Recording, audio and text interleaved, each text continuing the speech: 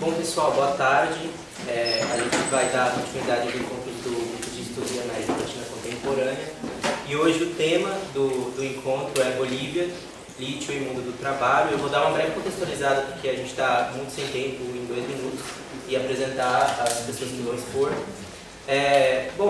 Contextualizando um pouco com encontros passados, no primeiro encontro, a gente viu que,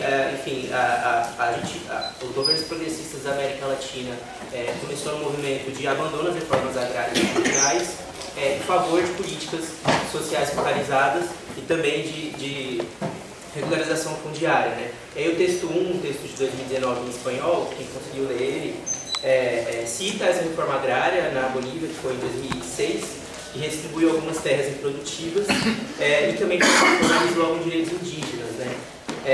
E aí, o texto 2, que é o texto da Tatiane Watanabe, da expositora, critica um pouco a manutenção do modelo agrário exportador e em que pese os avanços sociais nesse sentido. E aí esses textos eles corroboram um pouco com a discussão que a gente vem alimentando ao longo dos encontros do GEALC, que é justamente pensar um pouco essa contradição dos governos progressistas. Contradição, mas às vezes até acho que beira um pouco paradoxo. E aí os textos de hoje tratam de crescimento econômico na Bolívia, baseado em grande parte na exploração de hidrocarbonetos, mineração, sobretudo, principalmente. Um pouco a relação Estado-sociedade, a gente vai trazer aqui um pouco as relações de trabalho, além das crises políticas e das pressões internacionais, e também a ingerência, que engloba a ingerência dos Estados Unidos. Tanto que o texto da Tatiane faz um pouco uma análise interessante do golpe de 2019, que aconteceu na Bolívia, diante dessa fragilidade da política externa, e especialmente no setor do lítio, que é o tema que ela estuda. E aí no encontro passado, o contexto foi a Argentina, mas se tratou um pouco da conformação dos trabalhadores diante das políticas trabalhistas neoliberais, um texto extraordinário que, para além do contexto da Argentina, traz um pouco a forma como o neoliberalismo trata das políticas trabalhistas.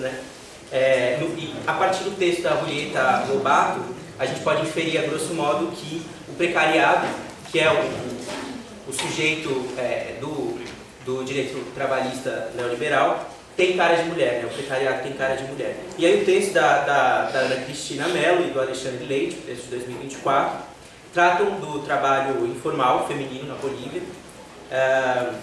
contextualizando com as políticas dos anos 90 e enfim, o que provocou, assim, me parece, no texto, a produção, foi provocada pelo fato de que a Bolívia é o país da América do Sul que tem a maior taxa de trabalho informal, que me parece que foi esse que suscitou esse trabalho. E aí um pouco até que ponto esse modelo heterodoxo boliviano conseguiu conciliar o crescimento com a soberania popular e como a dependência do modelo agrário exportador influenciou tanto os avanços quanto as crises na Bolívia. Então, a primeira pessoa que vai falar na mesa vai ser o Fernando Martins. Ele é professor de Relações Internacionais, doutorando e mestre em Economia Política Mundial pela Universidade Federal do ABC. Acho que tá bom. Tem também a Ana Cristina, ela é doutoranda em Economia Política Mundial, na linha de pesquisa, gênero, reprodução social e feminismo, e mestre em Relações Internacionais na Universidade Estadual da Paraíba, graduada em Ciências Econômicas, na UFPB, e a Tatiane Watanabe, doutoranda em Economia Política Mundial, aqui na UFBC, onde pesquisa a industrialização do lítio na Bolívia, mestre em Relações Internacionais pela mesma universidade, onde pesquisou o golpe boliviano de 2019, considerando a condição de dependência do país, imperialismo estadunidense através da teoria marxista da dependência. Bom, a primeira pessoa que vai expor é o Fernando. Deixa eu fazer um pedido anterior. É o seguinte, a gente está começando com meia hora de atraso por causa dessa confusão. As 2 últimas mesas foram debates ótimos, muito ricos, e a gente teve que estender o horário. Como a gente já está começando a falar, ver se seria possível ter 20 a 25 minutos para cada um, para a gente poder ter o debate depois. Com flexibilidade, tá? Nós temos esse parâmetro. Ok, então 20 minutos para cada expositor e depois abre para as perguntas. Isso. Tá, beleza. Não sou a Tatiane, então se eu puder trocar os slides eu agradeceria. O microfone está muito mesmo? Mas dá pra ouvir, viu, Esse é o Fernando? Dá pra ouvir? microfone. É que tem que ficar perto.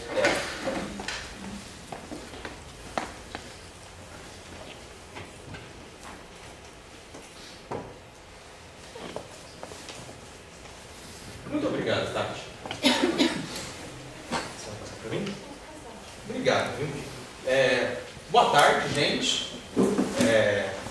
Como o Miguel já me apresentou, meu nome é Fernando. Vou passar brevemente uma exposição para vocês com o próprio título diz, um pequeno panorama sobre a Bolívia, principalmente sobre aspectos econômicos, macroeconômicos da Bolívia.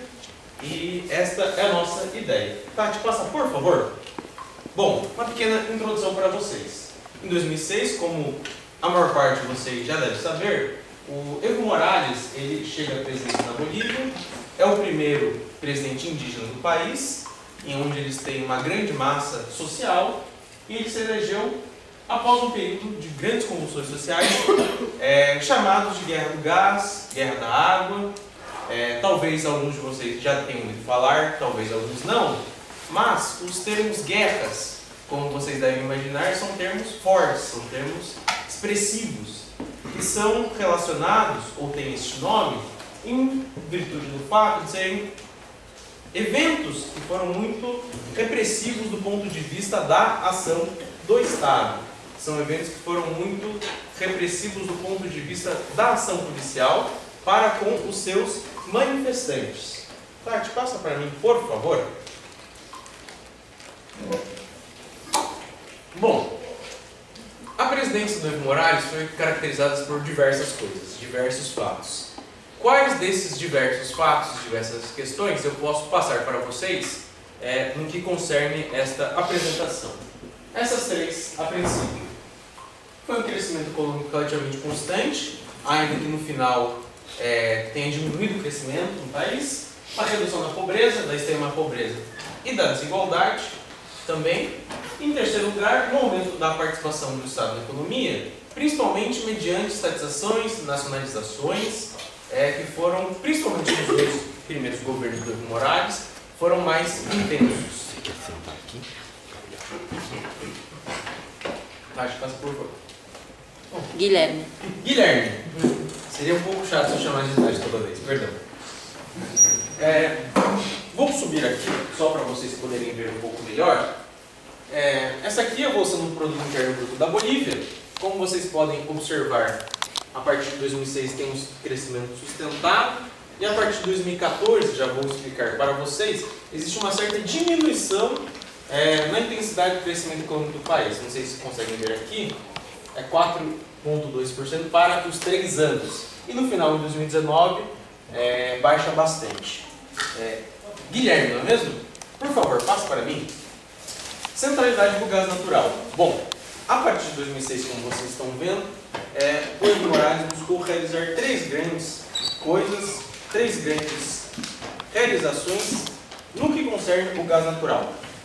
A primeira delas foi fazer valer uma nova legislação de petróleo e gás, de hidrocarbonetos, que já havia sido anteriormente aprovada, mas não havia sido aplicada a princípio. A segunda coisa que foi bastante importante foi recriar a entidade estatal de petróleo e gás, a Yacimientos Petrolíferos Fiscais Bolivianos. Em terceiro lugar, este aqui é mais famoso também, ele renegociou contratos com diversos das empresas transnacionais que operavam na Bolívia. Em especial, participava de grande parte deles, era a Petrobras, que detinha, entre outras coisas, refinarias do país.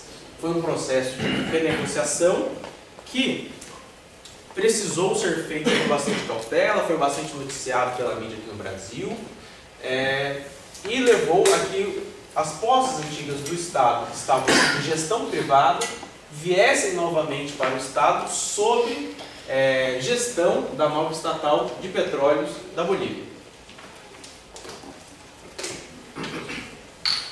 Então, esses 3 fenômenos que eu cheguei a comentar para vocês, tanto a nova legislação, quanto a recriação da empresa estatal, quanto a renegociação de contratos, levou a algo muito interessante, algo muito bacana, a princípio, para a Bolívia, que foi a arrecadação do setor público aumentar enormemente ele passou a ter muita centralidade do gás natural. Aqui vocês podem ver que saiu de 30,8%, vocês não conseguem ver direito os números, né? Mas tudo bem.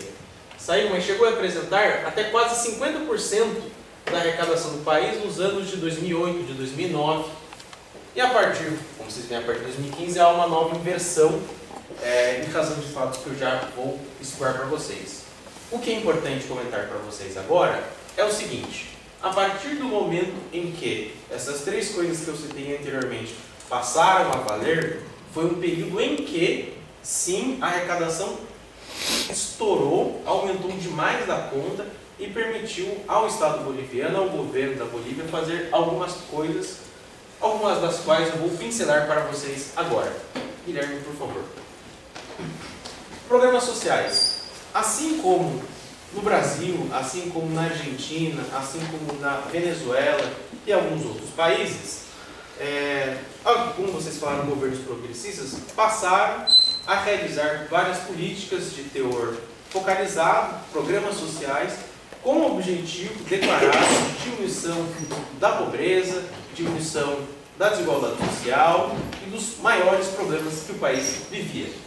Como aqui comentei para vocês, o aumento da arrecadação, que é uma série de programas sociais, educação, paraprevidenciário, está aqui os três principais deles. Um ou outro a mais foi criado, porém, contudo, todavia, entretanto, são esses os mais importantes. Guilherme, por favor. Bono Juancito Pinto. Alguém tem ideia, por acaso, vale para a mesa também, quem é Juancito Pinto? Não, imaginei que não. Juancito Pinto foi uma criança que batalhou contra os chilenos na Guerra do Pacífico e se tornou, em outras palavras, uma criança soldado. Mas ela se tornou muito famosa por combater ainda criança para que a Bolívia não perdesse o seu acesso ao mar. Foi um programa criado em 2006, portanto, logo no primeiro ano em que o Evo Morales se tornou presidente, e hoje consiste numa transferência condicionada de 200 bolivianos anuais, ou seja, não é mensal este pagamento, é um pagamento que se dá uma vez só, para crianças de até 14 anos, ou seja, que estão até o ensino fundamental, do ensino médio, para o Brasil, e tem um objetivo mais que claro, mais que evidente, para manter as crianças na escola, se estão em instituições públicas e têm uma renda mais baixa. Guilherme, por favor. Bom, o Bono Madre Niño Niña Juana Azurduy é um programa que tem como objetivo, na verdade, diminuir a mortalidade infantil, materno-infantil, na verdade, e a subnutrição das crianças no país. Tem 4 funcionalidades, como vocês podem ver: controles pré-natais, controles pós-parto, monitoramento de recém-nascido. Chegou a ser, hoje em dia é utilizado comida em espécie para as mães, para eles receberem os alimentos para os seus filhos, para as suas filhas, e tem para até os 2 anos de idade esse tipo de programa social. Por favor, Guilherme. Renda dignidade. Este já foi criado em 2007, o outro, como vocês veem, foi criado em 2009. Então vocês veem que ano a ano, como eles veem que sustentadamente a arrecadação começou a subir, sustentadamente eles tiveram uma maior participação de ingressos, de dólares, de divisas, eles puderam se dar ao luxo de criar esses tipos de programas. O Renda Dignidade é outorgado para maiores de 60 anos, é o equivalente à aposentadoria daqueles que são não contribuintes de outros países, uma contribuição para previdenciário. A Ana muito provavelmente vai falar para vocês, mas tendo em vista que a Bolívia é um país em cuja boa parte da população não está formalmente no mercado de trabalho, ou seja, a informalidade do país é muito alta, muito elevada, isso se torna muito relevante. Pois se você tem, sei lá, 75% da população sem emprego formal, a dificuldade de se aposentar é muito grande. Então isso se tornou muito importante, muito relevante dentro do contexto particular da Bolívia. Vocês estão vendo 2 valores, porque ela não é apenas para não contribuintes. Ela, na verdade, tem 2 modalidades, uma de 325 bolivianos para aqueles que puderam se aposentar e contribuíram com a Previdência Social, e 380, que são aqueles que não puderam contribuir, que são a maioria dos idosos do país. Guilherme, por favor. Pobreza na Bolívia. Bom, você tem algumas interpretações, algumas pessoas que buscaram entender porque houve a diminuição da pobreza. Você tem este dado aqui, que até o final de 2019, que acho que imagino que eu não acabo minha apresentação, um pouco mais de 30% da população fazia uso destes programas, então a parte relevante do país. E outra coisa que é interessante é que a persistência desse crescimento econômico, dessa redução da pobreza, das desigualdades, tem origem, entre outras coisas, além dos programas sociais, no aumento consistente do gasto público, que é muito maiormente advindo das receitas, como vimos, do gás natural. Por favor, Guilherme. Bom, isso aqui, este dado aqui, como vocês podem ver, é a variação da pobreza e da extrema pobreza do país. Era muito elevado no começo. 54% da população, 18,8%. Vocês veem uma queda relativamente constante. Este aqui é um ano que não tem, em função do fato da mudança de metodologia do país.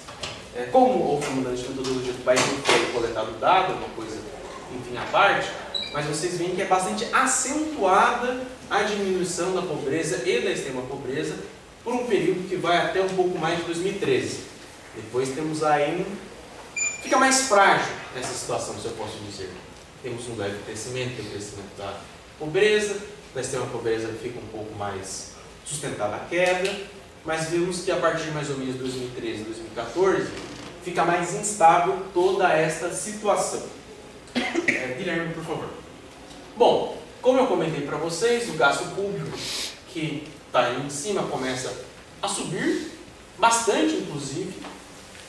Temos parte de 29,8%, chegando até o ápice de 44,3%, relevante este ápice.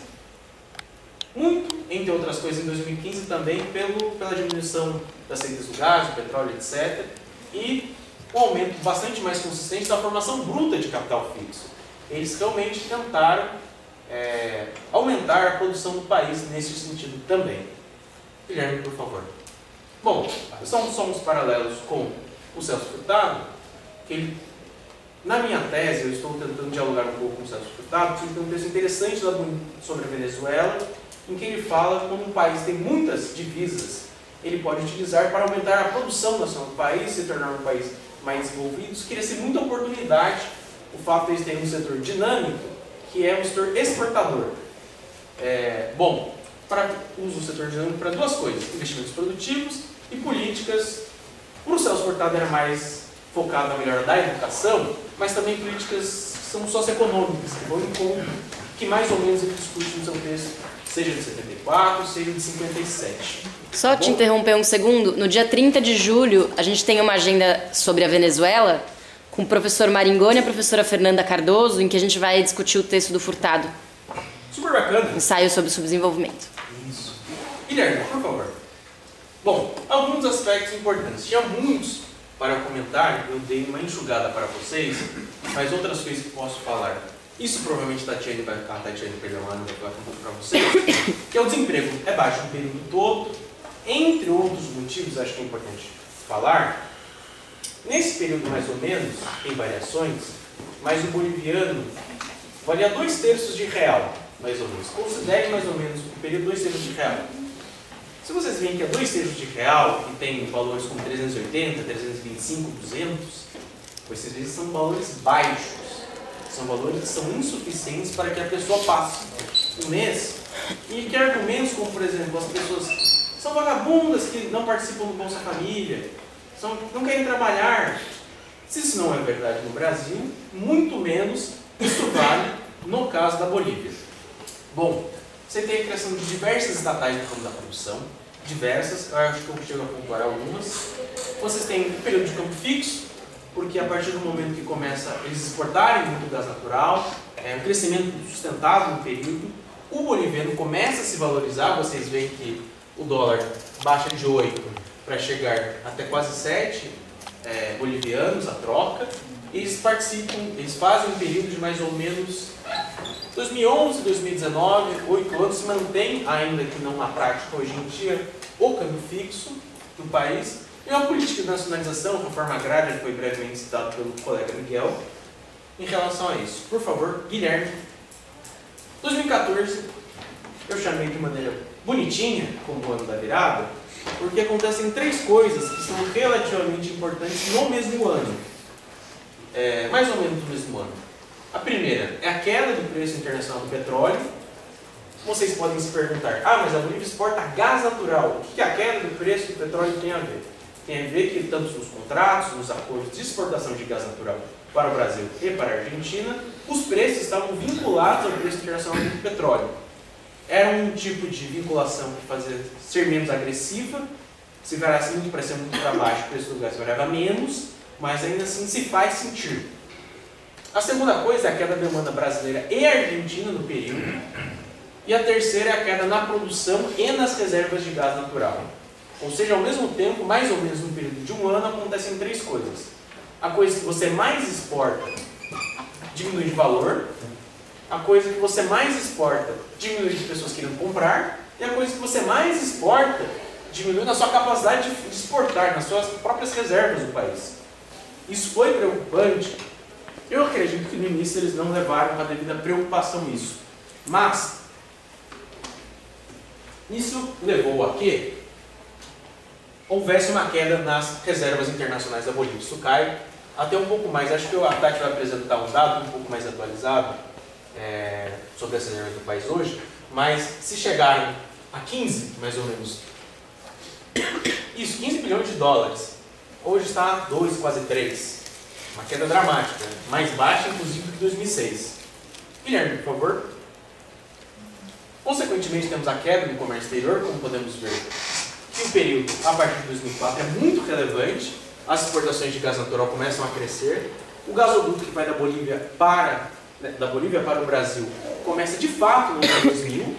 Então vocês veem que mesmo temos um período que não cresce muito, depois vai crescer mais. E depois, como cai a demanda brasileira e argentina, aí que o negócio piora muito. Mas, para não alongar mais, por favor, passe, Guilherme. Diversificação. Diante de uma situação dessa, que no início, eu ressalto, na minha interpretação não foi tão relevante, não foi vista com tanta preocupação, melhor dizendo, eles tentaram acelerar o processo de diversificação econômica, principalmente a partir do Estado, focando em estatais. Aumento da produção de alimentos e diversas estatais foram criadas, maior apoio ao negócio, à produção de alimentos, diminuição de importação de alimentos. Essa foto aqui, para vocês talvez não saibam, é sobre... Isso aqui finge que isso não existe, tá? Essa foto aqui é sobre a siderúrgica de Mutum. Para que vocês também talvez não saibam, mas a Bolívia chegou a ter uma das maiores reservas de ferro não exploradas do mundo. O que eles decidiram fazer em ter uma das maiores reservas de ferro não exploradas do mundo? Exportar ferro para a China? Não, criar uma siderúrgica em cima, com dinheiro chinês. Por favor, Guilherme. A participação da indústria no PIB, como vocês podem ver, só desce. No período do Evo Morales, você mantém mais ou menos estável. Foi em 2006, mais ou menos 11, 12%, para 11, 10%. Ou seja, houve crescimento, mas é um crescimento que foi menor que aquele do resto da economia. Por favor, passa. Isso aqui, isso é só algumas das diversas estatais que foram criadas. Siderúrgica do Mutum, empresa boliviana que faz mel, queijo, leite, cimento com a ajuda do gás, têxteis. A Bolívia é muito famosa por fazer também roupas, montagem de tablets, equipamentos, mais alimentos, fazer vidros. A única empresa boliviana, a única empresa do país que faz vidros no país é uma estatal.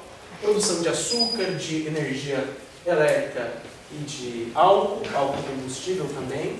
Por favor. Isso não era para estar aqui. Esse era basicamente o slide anterior dizendo o que são as coisas. Empresa estratégica de produção de abonos e fertilizantes. Produção de abonos e fertilizantes, etc. Guilherme, passa por favor. Acho que já estamos no último slide, se não me engano. Perfeito. Como vocês podem ver, a partir de 2014, 2015, começa a haver um maior desgaste. De quem mais vai falar isso vai ser a Tatiane. Contudo, eu vou só pincelar algumas coisas. Que apesar do esforço que o governo fez por diversificar a economia e etc., houve uma relativa estagnação ou piora de alguns indicadores econômicos e sociais. A situação política interna e externa, ela começou a se agravar muito mais. É neste período em que, por exemplo, nós temos a segunda eleição do Maduro, que foi muito mais dificultosa, temos o golpe no Brasil de 2016. Muitas coisas no cenário regional e internacional ficam mais difíceis, e no interno também. Em 2016, só para pontuar para vocês, temos que o Evo perde um referendo que era especificamente sobre se ele poderia, não estava decidido dessa maneira, mas ele poderia burlar a Constituição que permitia apenas 2 eleições e concorrer por uma terceira vez.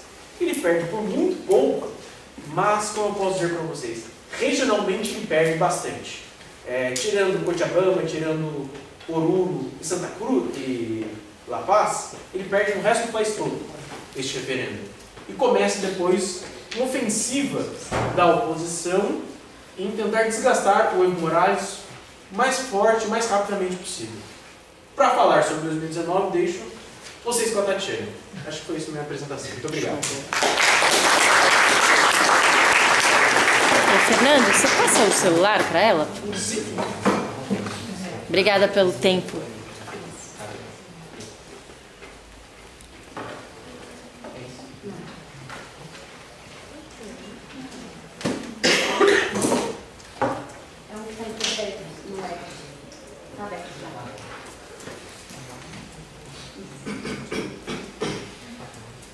Oi, gente, boa tarde. Eu sou Ana Cristina e o que eu vou conversar um pouquinho aqui com vocês é o resultado da minha pesquisa de dissertação.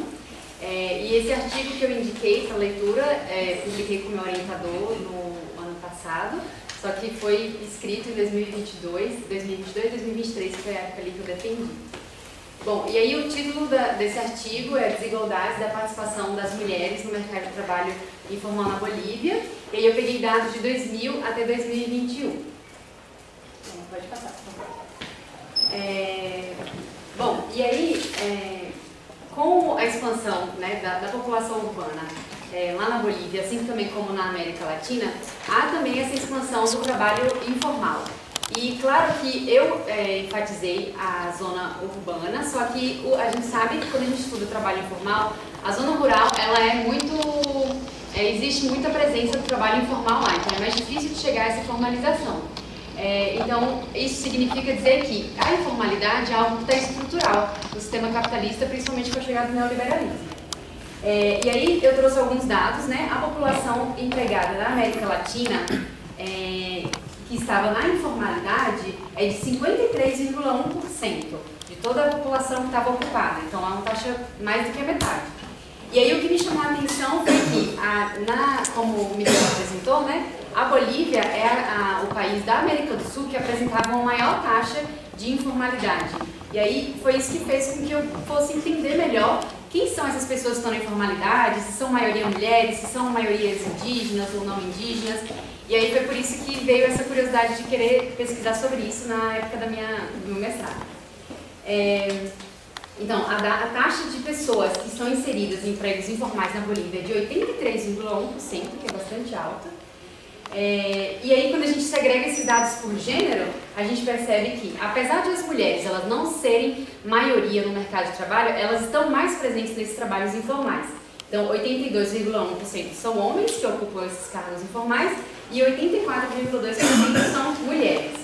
E aí, quando a gente vai falar de trabalho informal, que é diferente de mercado de trabalho informal, que é diferente de economia informal, esse termo informalidade é bastante polissêmico. Quando eu fui me debruçar sobre isso, eu tive que escolher onde que eu ia seguir. Se eu ia seguir pelas conceituações da OIT, ou se eu ia seguir pela Prealc. Então, eu preferi pegar os conceitos da OIT, porque ele também é uma instituição que tinha a maior parte de pesquisas. Então, quando eu falo de trabalho informal aqui, eu estou falando de trabalho que não é regulamentado, que não tem um registro, e que também carrega algumas características, como baixos salários, como baixa produtividade, e, enfim, outras características que mais pra frente eu vou falar. Só para situar vocês, porque quando a gente fala de informalidade pode ter uma confusão, né? Mas, por exemplo, no Brasil existe o microempreendedor individual, o MEI. E aí você caracteriza que uma pessoa com o MEI é informal ou não é informal, né? Apesar de que ela carrega algumas características de precarização, mas tem autores que vão dizer que ela é informal. Aí você pode colocar para cronometrar. Você tá? Obrigada. Bom, pode passar, por favor? E aí, de onde que eu parto para fazer essa pesquisa, né? Eu tenho algum ponto de partida, que é principalmente a divisão internacional do trabalho. Então eu parto do pressuposto de que existe essa divisão hierárquica entre os países periféricos e os países centrais, né? Isso é a base. E além disso, eu também me baseio no trabalho da reprodução social, na teoria da reprodução social, já que estou falando de mulheres. E aí, a divisão hierárquica que existe entre esses países centrais e os países periféricos, né? E ele é muito falado pelo Márcio Postman, que inclusive, eu não sei se eu coloquei a referência ali, mas vai estar no final. E aí ele vai falar também sobre essa diferença com o tempo e essa evolução da divisão, que aí a gente chama de primeira divisão internacional, segunda divisão internacional e terceira, e como que isso vai mudando com o tempo. Eu não vou me debruçar muito sobre isso, porque inclusive tem outras abordagens que eu considero mais apropriadas para explicar, como por exemplo a teoria marxista da dependência, mas que na época que eu escrevi esse era o meu repertório, então foi isso que eu utilizei. E aí, sobre o trabalho da reprodução social, essas autoras Cinzia Arusa e Titi Bhattacharya, elas falam que elas descrevem o trabalho da reprodução social a partir de duas características. Primeiro, que esse trabalho ele é essencial para que haja um trabalho fora de casa. Ele é um trabalho que ele reproduz todos os seres humanos e sem ele não existe a possibilidade de haver o trabalho produtivo, que é esse trabalho remunerado exercido fora de casa, tanto pelas mulheres quanto pelas outras pessoas que moram ali na família. E uma outra característica é que esse trabalho é realizado majoritariamente pelas mulheres e muitas vezes nem sequer é reconhecido como trabalho e é completamente invisibilizado. Então eu acredito que essa teoria ela consegue trazer, a gente consegue pensar por que as mulheres estão na sua grande maioria na informalidade e não os homens. Então ela consegue explicar um pouco disso. E foi por isso que eu escolhi essa teoria. Bom, e aí uma outra teórica também, a Verônica Gago, ela também traz esse panorama da chegada do neoliberalismo na América Latina, e aí ela diz que, principalmente a partir dos anos 2000, né, a América Latina passou por situações de inflação alta, de aumento da pobreza, e aí por isso a necessidade de as pessoas ampliarem suas rendas. Elas ainda estão, né, vivendo uma situação de carestia, então as pessoas têm que, apesar de terem seus vínculos formais, elas conseguirem mais emprego, para conseguir mais renda para conseguirem sobreviver. Pode passar, por favor? Bom, e aí falando de família, né, que essas mulheres precisam dessa renda extra para complementar o seu sustento, conseguir se sustentarem, sustentar a sua família, eu trouxe um pouquinho também de como é a composição familiar da Bolívia. E eu achei curioso porque é um pouco diferente do Brasil. Ali temos a família nuclear completa, a família monoparental. Ali são casas que só tem uma pessoa morando, né? Casas com uma pessoa. E aí tem as casas que são as famílias estendidas, né? Que mora tia, mora mais pessoas. E a pareja nuclear são os casais que não têm filho e outros tipos. Então, existe uma porcentagem muito alta de famílias nucleares formadas, né? E aí, quando a gente percebe todas essas, nesse caso, a participação, eu vou pegar um dado depois, mas a participação das mulheres nessa renda familiar, de quando é uma família nuclear, ela não é, a dos homens é muito maior. Então, realmente, a renda das mulheres ainda tem essa característica como de complementar a renda da família, né? Pode passar, por favor? Aí o próximo gráfico é um gráfico que eu trouxe desse site das estatísticas da Cepal, que ele mostra a participação, são as casas, né, onde a mulher é a principal provedora, né, a principal, a pessoa que mantém a casa. Aí esse vermelho de baixo, eu anotei aqui que eu não consegui colocar, são as famílias biparentais com filhos. Então, a família nuclear completa que a gente mostra lá. Então a gente percebe que a participação da mulher com a renda principal é baixa, é a mais baixa de todas. Aí depois tem esse outro gráfico acima, que é como se fosse um azul marinho. Essas são as famílias de casal sem filhos. Então, percebe-se que quando não tem filho, a mulher consegue participar mais com a renda do que casais com filho. Então, ali, teve um ano de 2020 ali, que meio que inverteu, né? Mas sempre essa renda, a mulher participa mais do que quando não tem filho. Aí a linha azul clara é a média total. Depois acima temos uma cor bege, meio laranja, que são as famílias extensas ou compostas. Então, quando a gente tem uma família com mais pessoas, existe uma participação maior da renda das mulheres, né, mantendo essa família. E aquele maior lá em cima, que já é esperado, é a família monoparental, que é muito mais de mãe solo do que de pai solo. Então, é por isso que tem uma porcentagem tão alta, porque elas são as únicas provedoras, né? Pode passar, por favor? Bom, e aí eu vou trazer um pouquinho agora de quais características, eu não consegui trazer tudo, né, porque foi a minha dissertação, tive que fazer algumas escolhas ali do que eu iria trazer para essa apresentação de hoje. Então eu vou falar um pouco de como, quando eu falo de características, né, de como está caracterizada essa participação das mulheres no mercado de trabalho, em quais ocupações elas estão, como é que é a taxa de desocupação, como é que eles separam as categorias ocupacionais, que é um pouco diferente do Brasil, o trabalho familiar sem remuneração ou aprendiz, né? Por que existe uma parcela tão grande das mulheres nesse tipo de categoria?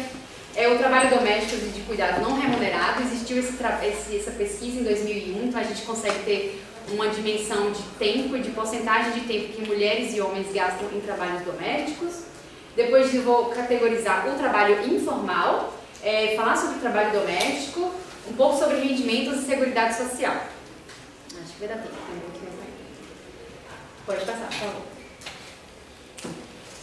Bom, então, como eu disse no começo, as mulheres, os homens, eles têm uma participação muito maior do que as mulheres no mercado de trabalho em geral, né? E a gente percebe também que a partir dos anos 2000 isso não se modificou tanto.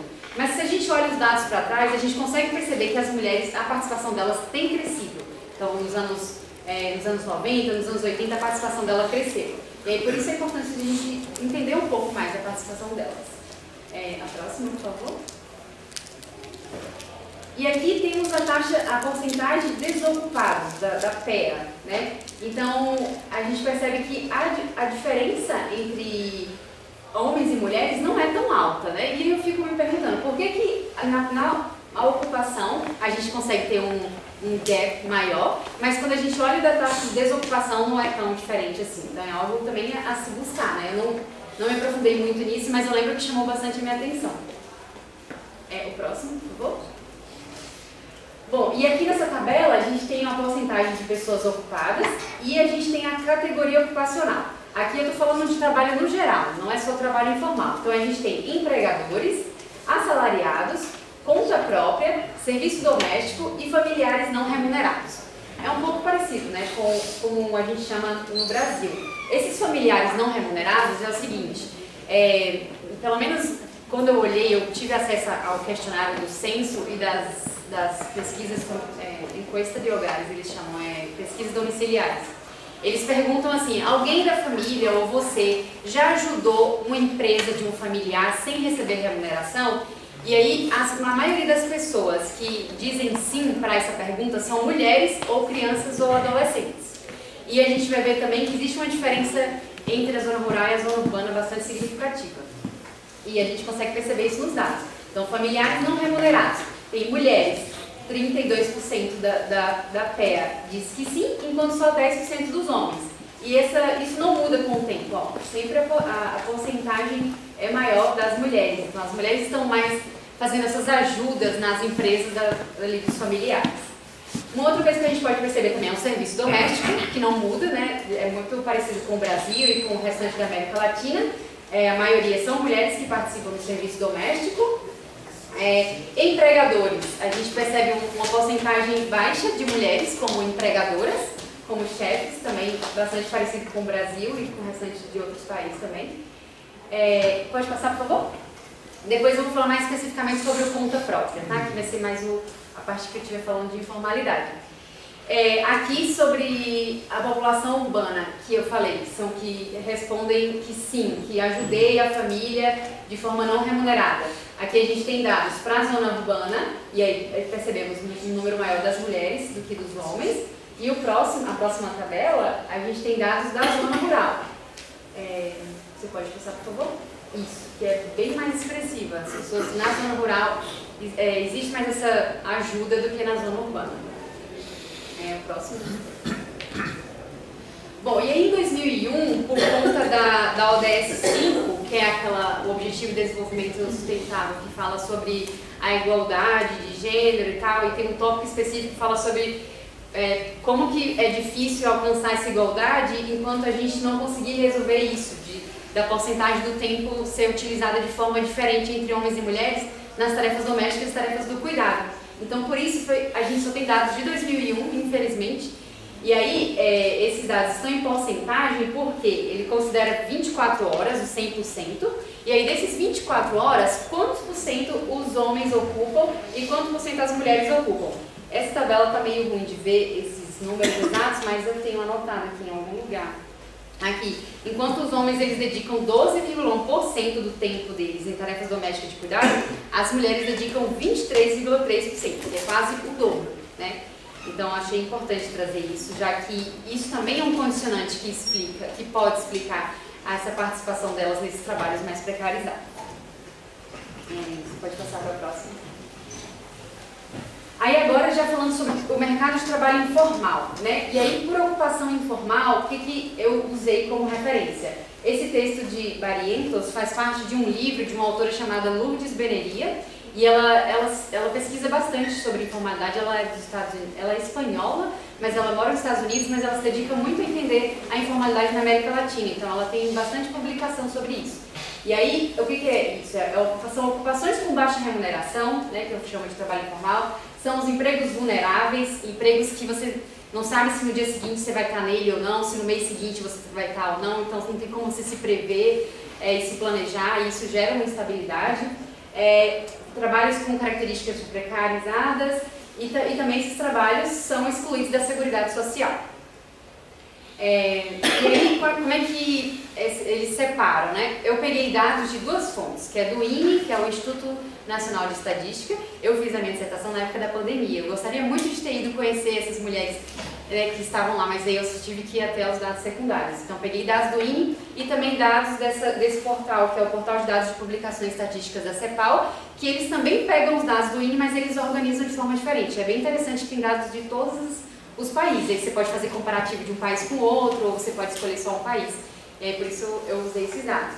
E aí, como é que eles separam? Então, existe a microempresa, e a microempresa eles chamam de 5 empregadores para menos.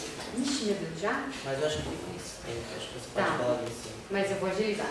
Então, essas são as características, assim que ele separa as categorias: empregador, os assalariados. Ele divide assalariados que têm algum nível técnico de conhecimento e assalariados que não têm nível técnico, emprego doméstico, trabalhadores independentes, que aí a gente chama dos pessoas por conta própria, né? Eles chamam de trabalhadores independentes não qualificados. Aí tem as áreas: indústria e construção, comércio e serviços, agricultura, pecuária e outros.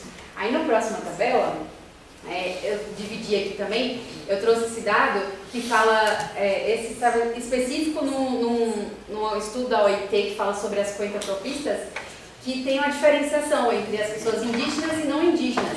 E a gente percebe que as pessoas indígenas estão participando mais do trabalho informal, esse trabalho, né, desassistido e precarizado. E isso também não muda com o tempo, desde 2015. E aqui temos, eu peguei esses dados e criei essa tabela. O azul, que é o maior que a gente consegue perceber, são os trabalhadores independentes, comércio e serviços. Ou seja, as mulheres estão, em sua grande maioria, ocupando trabalhos como conta própria e nesse setor específico de comércio e serviços. E aí esse dado ele foi tão significativo que aí a ONU Mulheres, a OIT, junto com a PNUD, fez um estudo específico sobre essas mulheres 50 propistas. Assim que eles chamam. Então, eles fizeram pesquisa de campo, fizeram uma pesquisa amostral com entrevistas em profundidade, então é um estudo bem legal que vale a pena. E que ele foi publicado exatamente quando eu estava escrevendo, eu falei, nossa, vou aproveitar e ia pegar algumas informações aqui. E aí também a gente pode ver que, inclusive, foi uma surpresa para mim, porque elas estão mais presentes nesse tipo do que no serviço doméstico, por exemplo. E aí, como empregadoras, já era de se esperar, elas são minoria, o amarelinho ali, como assalariadas profissionais e técnicas, e nem profissionais nem técnicas, também é uma participação menor, e trabalhadoras independentes na agricultura, pecuária e outros é muito baixo, porque aqui eu estou falando de trabalho urbano. Quando a gente vai olhar o trabalho rural, na zona rural, com certeza esses dados mudam.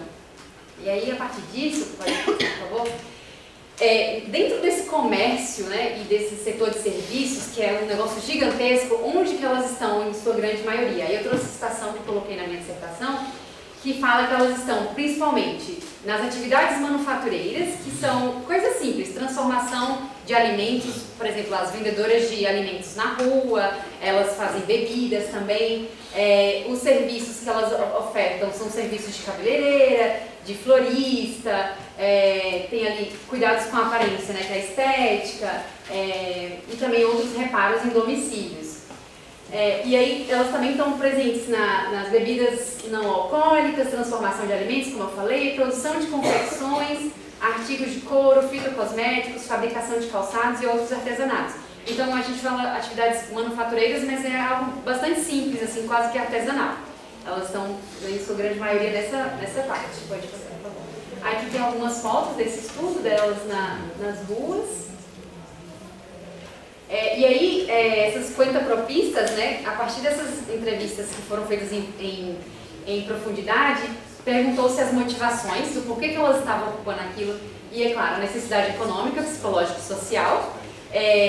Elas se veem excluídas do setor formal, apesar de que elas gostariam de estar no setor formal, elas gostariam de ter a seguridade, ter acesso à aposentadoria e também uma conciliação com o trabalho reprodutivo. Elas percebem que elas têm uma maior flexibilidade de horários e isso faz com que elas consigam buscar as crianças na escola, trazer, ou até mesmo estar com as crianças ali.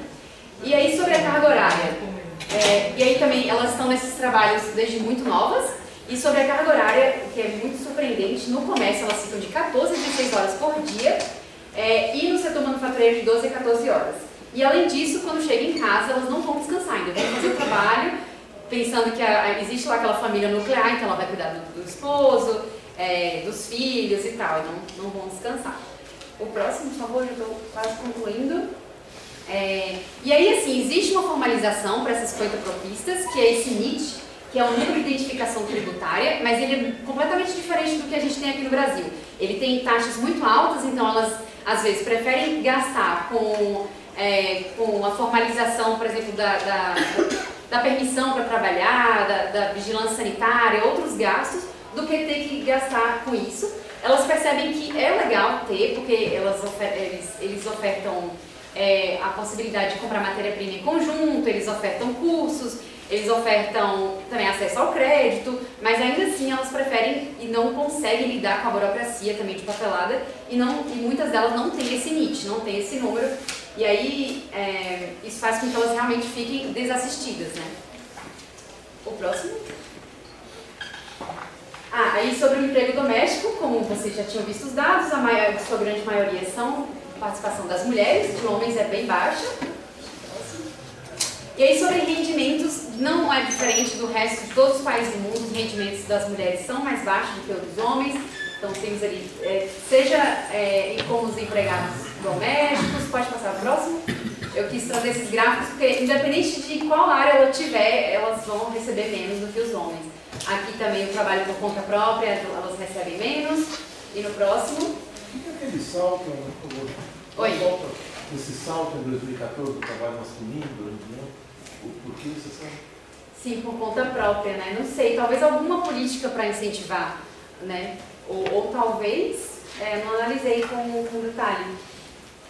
Temos que ver, ou talvez uma queda do trabalho formal, que aí leva as pessoas para a informalidade, né? O próximo, trabalhadores domésticos também.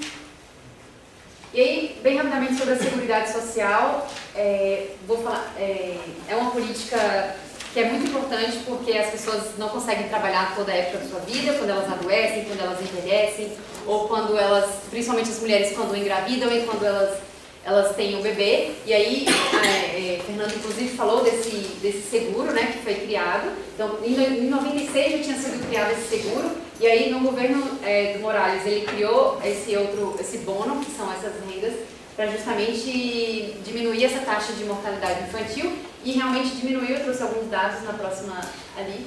A gente consegue perceber que há uma redução na taxa de mortalidade neonatal, mortalidade infantil.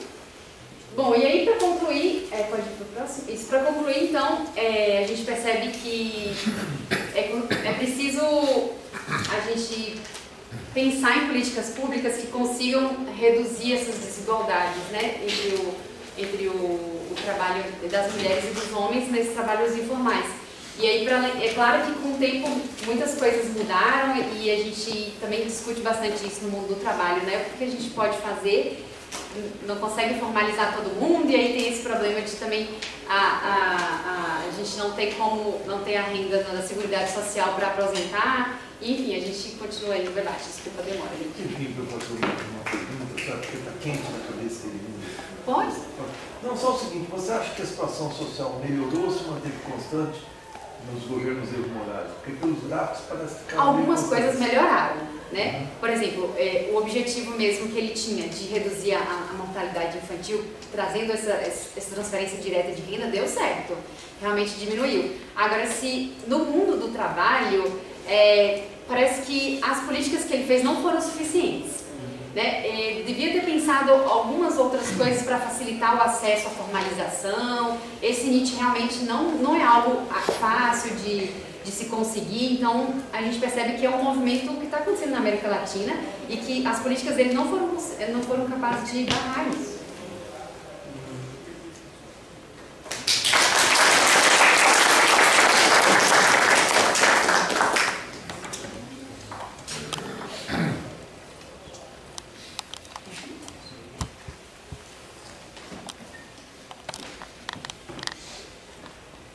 Olá, gente. Boa tarde. Eu fiquei responsável de falar mais sobre o extrativismo boliviano, a importância do extrativismo na economia boliviana. E também eu vou falar um pouco do golpe, que é o que eu pesquisei no mestrado, e vou falar um pouco sobre eleição, né, o que a gente pode esperar da eleição, porque a eleição presidencial na Bolívia vai ser mês que vem já.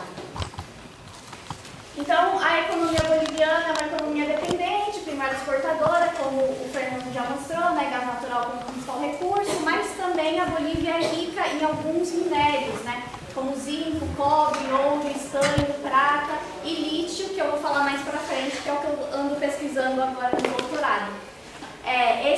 Os hidrocarbonetos e os minérios, eles foram nacionalizados, né, como o Fernando colocou, em que os recursos foram considerados para o povo, do povo para o povo, né? Mas aí a gente vai ver alguns limites também. Aqui eu coloquei a estrutura setorial do PIB de 2000 a 2019, eu quis atualizar para até 2024, mas eu não consegui. Mas aqui a gente vê uma tendência da América Latina mesmo, né, de outros países em que serviços e comércio é o principal do PIB. Mas o que ressaltou aqui é o extrativismo, né? O extrativismo, a participação no PIB no ano de 2000 a 2005 eram governos neoliberais, estava de 6,5%. E ele passa em 2011 a 15% de participação do PIB. Então, mais do que dobrou a participação do extrativismo no PIB, né, boliviano, durante esse governo Morales. Aí aqui a renda do governo federal, né, como a gente vê pós-nacionalização aqui, a entrada do Morales no poder em 2006, o setor de hidrocarbonetos fica correspondendo a quase 40% de toda a renda do governo federal. Mineração é esse azul um pouco mais escuro, muito pouco, então a gente vai ver um pouco o limite, né, na nacionalização da mineração. E aí, aqui o que o Fernando já colocou também, né, a gente viu no governo Morales um aumento da produção dos hidrocarbonetos, mas a partir de 2014, por conta de tudo que o Fernando colocou, por conta de que a Bolívia exporta principalmente para o Brasil e a Argentina começa a produzir ali na região de Vaca Muerta, então vai diminuindo bastante a produção. E como a gente viu antes, se 40% da renda do Estado vem dos hidrocarbonetos, principalmente do gás natural, essa baixa tem um impacto muito importante na economia. Aqui a produção de minério ela vai subindo, né, até 2019. O zinco é o principal minério. explorado na Bolívia, seguida de chumbo. Eu não coloquei lítio aqui e a gente vai ver por quê, né? O lítio ele tem uma participação muito insignificante na economia ainda. E aí aqui, a maioria do que é produzido de minério na Bolívia é para exportação, como eu já vou mostrar. E ali 2020 e 2019, a gente vê que a iniciativa privada corresponde a mais de 90% de tudo que é exportado de minério na Bolívia. E aqui, né, apesar da nacionalização, em 2006, o Estado ele corresponde a somente 10% do valor exportado do minério. Aí aqui, pode passar, que é só do emprego. Aí aqui, como eu falei, né, a maioria do que é produzido, que é em azul, ele é exportado, que é essa linha laranja. Aqui é um dado de... Volta só um pouquinho no anterior, deixa eu ver o diferencial. Ver das curvas, só. O diferencial das curvas, das barras. Produção e exportação. Tá, obrigado.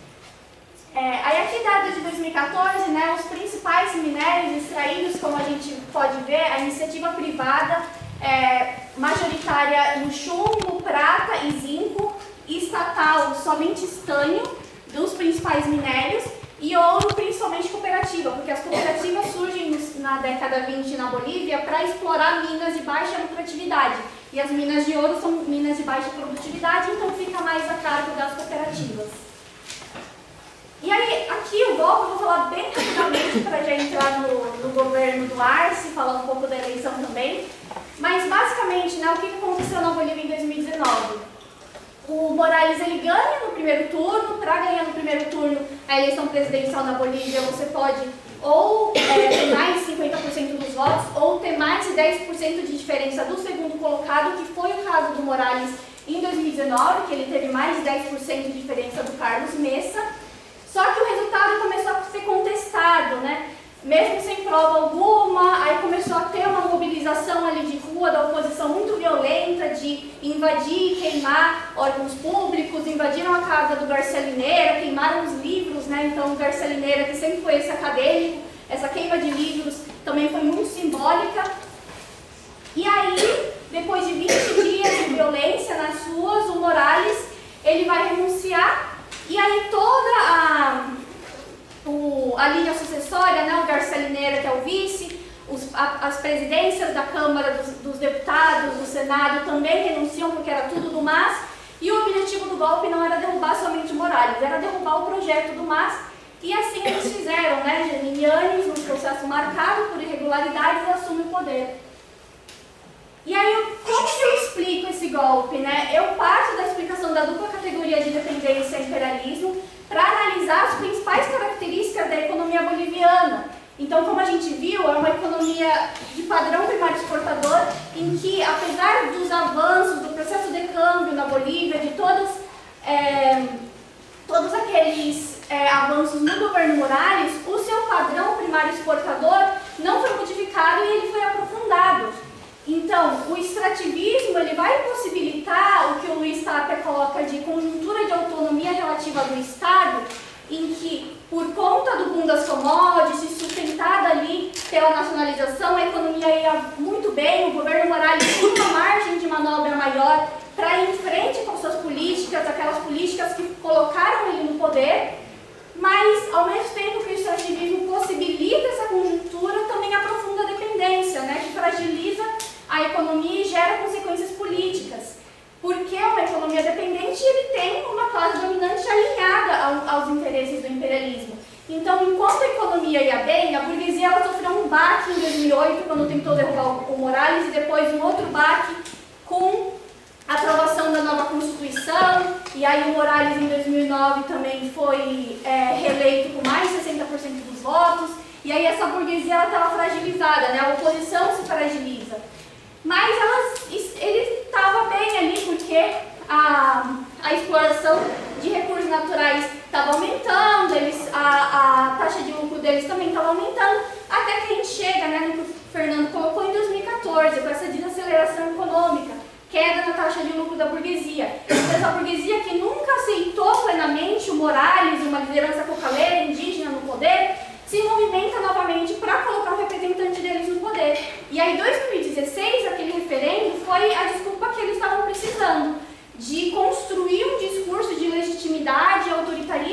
governo e pegando muito para si também aquela classe média que estava chocada com o desrespeito do Morales ao referendo, e a classe média mobilizada nas ruas em 2019 foi muito importante. Então, o golpe, né, para mim, explicitou que essa soberania de recursos naturais na Bolívia ainda está longe de ser uma realidade, porque uma economia dependente não é verdadeiramente soberana, apesar das nacionalizações, né? Ele tem um processo produtivo e um poder político subordinado, e aí quando a economia vai bem, a burguesia ali estava mais quieta, tinha muita mobilização. O Evo Morales, como eu vou falar mais pra frente, ele tem uma base social muito forte, então que permitiu ele ficar ali 14 anos. Mas, a partir do momento em que a economia desacelera, o Morales sofre um golpe de Estado. E aí, depois de 11 meses de governo golpista, né, da Jeanine Áñez, o Luiz Arce ele é eleito em novembro de 2020. E quem que é o Luiz Arce, né? O Arce ele é muito diferente do Morales. O Morales ele foi uma liderança, um dirigente cocaleiro, uma pessoa ali que pela cara dele já representava toda aquela mobilização que colocou o processo de câmbio ali, iniciou o processo de câmbio, colocou aquela pessoa no poder para iniciar, para refundar o Estado com a plurinacionalidade. Já o Luiz Arce não, ele era um economista, ele não tinha esse carisma do Morales, mas ele foi ministro da economia durante quase todo o governo Morales, durante 12 anos, ele se afastou somente quando ele teve câncer, mas em 2019 ele estava ali como ministro. Então aquele milagre econômico boliviano, o Luiz Arce teve um papel muito importante, né? Só que o que a gente está vendo na economia boliviana no governo dele? A gente está vendo uma crise econômica, né? Uma desaceleração econômica, uma crise de abastecimento de combustível, aumento do preço dos combustíveis, inflação, falta de dólares, que eu já vou mostrar um pouco. Então, se antes também a Bolívia usava das divisas internacionais para subsidiar a parte dos combustíveis, para não ter variação brusca de preços, e antes conseguia produzir metade dos combustíveis do que era consumido, agora a maioria está tendo que importar. E aí aqui, né, um gráfico que mostra essa desaceleração, né? Então, o azul ele é a Bolívia e o vermelho é a América Latina. Então, a gente vê na Bolívia um crescimento acima, né, do geral da América Latina. E aqui, em 2021, começa a desacelerar, né, esse crescimento. Aqui eu coloquei as reservas internacionais, né, divisas e ouro, reserva de ouro. Então, em 2014, a Bolívia tem 15 bilhões de reserva internacional. 2019, no último ano do governo Morales, já cai para 6,4. E aí aqui eu ia juntar num gráfico só que aí eu não tive tempo, mas aqui é a continuação, né? Da mesma fonte do Banco Central da Bolívia. Mas agora a Bolívia está, em junho de 2025, com 2,8 bilhão de reserva internacional. De 15 bilhões em 2014 para 2,8 é uma queda muito grande. Principalmente um governo que, em todos os momentos, até no governo Morales, quando o preço dos combustíveis aumentava, gerava uma mobilização muito intensa nas ruas. E aí, principalmente um governo como o do Luiz Arce, que tem muita desaprovação do povo, está gerando muitas manifestações, né? Só uma perguntinha. As reservas são todas em dólares ou são em ouro também? Divisa e ouro. Hã? Divisa e ouro. A maioria em ouro. A maioria em ouro. Ouro que está em bancos alocados pelo resto do mundo. Sim, eu tenho até... Eles dolarizaram as reservas. Gastaram tudo. Ah, tem um gráfico, uma tabela secreta aí atrás. Olha só. A Tatiana não dá conta assim, não. Esse relatório é um relatório do Banco Central. Aí mostra aqui, né? Gente, olha o truque dela. Façam isso. Abril de 2025, ouro 2,3 e divisa 165 milhões somente. Mas eles gastaram nesse processo de tentar... Tati, aponta de novo, por favor. Oi? Aponta de novo, tá pequeno pra mim. É aqui, ó. Ah, tá bom. Eles gastam esses dólares na tentativa de baixar o preço do combustível. Sim, e também a maioria para pagar o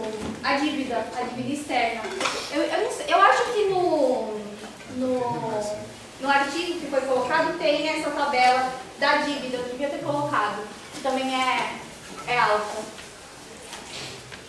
Aqui é o gráfico de índice de preços, né? Então, em 2025, de janeiro a maio, tem uma inflação acumulada de 9,8%. A meta, o que o Luiz Arce tinha colocado, era que 2025 ia ter 7,5%. Não está nem no meio do ano e já está quase 10%. E a Bolívia é um país, como a gente vê aqui, em novembro de 2020, teve deflação. Então, as pessoas estavam indo no mercado, estavam indo na outra semana, os preços estavam mais baixos. Então, qualquer variação de preço aqui, qualquer aumento, é um impacto muito grande, principalmente no cenário que a Ana apontou, de alta informalidade do trabalho. E aí, tudo isso contribui, né, para essa imagem negativa do Luiz Arce. Então, 48% vê o governo como muito ruim, 17% como ruim, e 30%, um pouco mais de 30% de aprovação do governo. Esse é de fevereiro de 2025, né? Uma pesquisa. E aí, como eu falei, né, a Bolívia, o que fez com que eu pesquisasse a Bolívia, é que a Bolívia é um país de muita luta. A rua é a principal saída, né, que eles veem. Então, aumentou um pouco o preço, vamos para a rua, vamos bloquear a estrada. E aí, está tendo muita mobilização contra o governo Arce. Então, aqui é uma imagem de uma mulher vestida de luto, né, que está escrito ali que em paz descansa a economia boliviana. Também, onde está Morales, né? O Evo Morales tem um mandato de prisão, então ele está na região do Chapare, em Cochabamba, cercado pela militância, pela sua base, não deixando ninguém passar, porque senão ele pode ser preso. O Morales também não está saindo da região, porque ele pode ser preso e ali a militância, sua base, está colocando: se o Morales for preso, a gente vai bloquear as estradas de Cochabamba. Cochabamba é o reduto eleitoral do Morales, o Morales é dali, ele como ex-liderança cocaleira, né? Cochabamba é uma região de muita coca, uma influência muito grande, né, desse movimento de coca. Então é ali que ele está. Apesar disso, Morales tentou, né, registrar sua candidatura para a eleição que vai vir daqui a pouco, não conseguiu, porque também a justiça determinou que... A justiça determinou que uma pessoa não poderia se candidatar pela terceira vez, e também o partido que ele usou como sigla, né, que não foi o Evo Pueblo, porque o Evo Pueblo tinha acabado de ser criado e não tinha tudo os requisitos burocráticos, o outro partido que ele colocou como sigla também não tinha a porcentagem que precisava de voto na última eleição para poder lançar como candidato, né? Mas mesmo assim, né, o Morales tentou se candidatar e aí teve muita mobilização também para tentarem fazer, da sua base, para tentar fazer com que sua candidatura fosse para frente. Aqui, como dá para ver pela qualidade das imagens, eu tirei essas fotos no final de 2023, né, quando eu estava lá, eu via muito dessas propagandas, né, de vamos industrializar o país e atrelando isso ao lítio. Então aqui escrito lítio, industrializaremos a energia do futuro, uma fotinho do Luiz Arce. Aqui no aeroporto, Bolívia na era da industrialização com tecnologia EDL, já vou falar dessa tecnologia. E aqui no meio tem um grafite, né, político, que está escrito, não dá para ver muito bem, mas está escrito Evo foi traído, lúcio industrializador. Na época eu não tinha entendido muito bem, depois eu comecei a ver o Morales acusando o lúcio de querer industrializar a qualquer custo, né? Mas a pauta da industrialização também estava muito forte no governo Morales. E aí, o lítio, né? A Bolívia é o país com a maior reserva no mundo, foi nacionalizado, como eu coloquei, e foi criado uma empresa estatal em 2017, Yacimentos de Lítio Boliviano, que é responsável por toda a cadeia produtiva do lítio.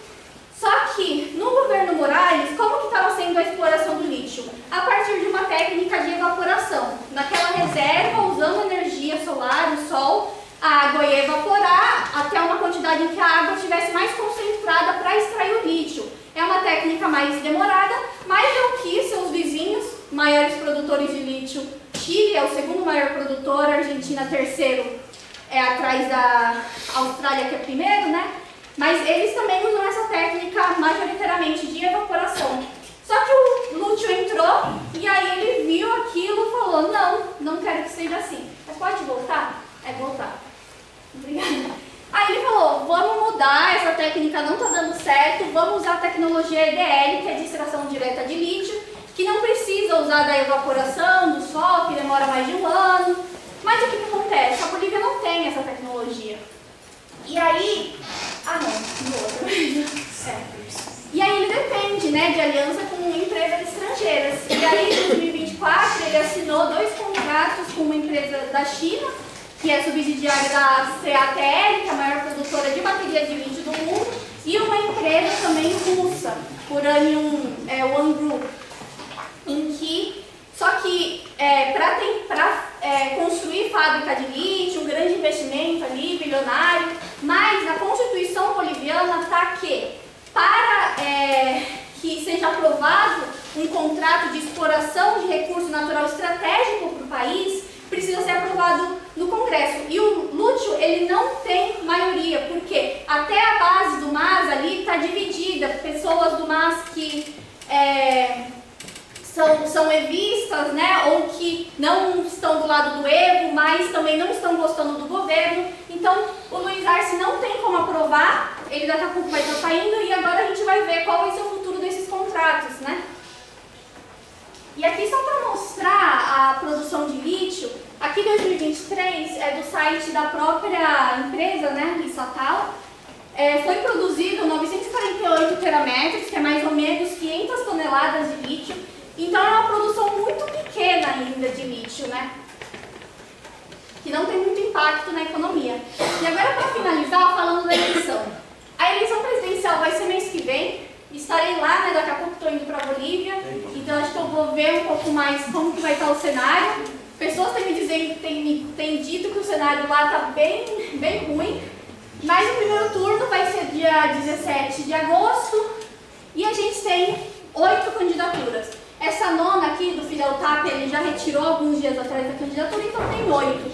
4 do bloco da oposição e 4 do bloco popular.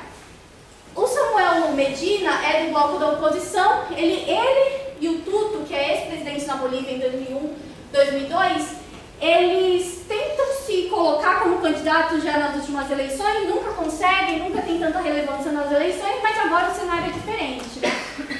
E o Samuel Dorio, o Samuel Medina, ele é um empresário milionário da indústria do cimento, foi ministro nos anos 90 no governo neoliberal, ajudando no processo privativo,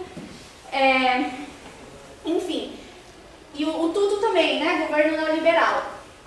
E aqui do bloco popular, Andrônico Rodrigues e Eduardo Del Castillo, a Eva e Johnny também são do bloco popular, mas vamos falar dos dois aqui. O Eduardo Del Castillo é a candidatura do MAS. Então, o MAS passou de 55% em 2020, na eleição do Lute, para 1,4% de intenção de voto. O Arce também retirou a sua candidatura porque ele não teria chance. As pesquisas estavam mostrando, o governo dele está bastante fragilizado.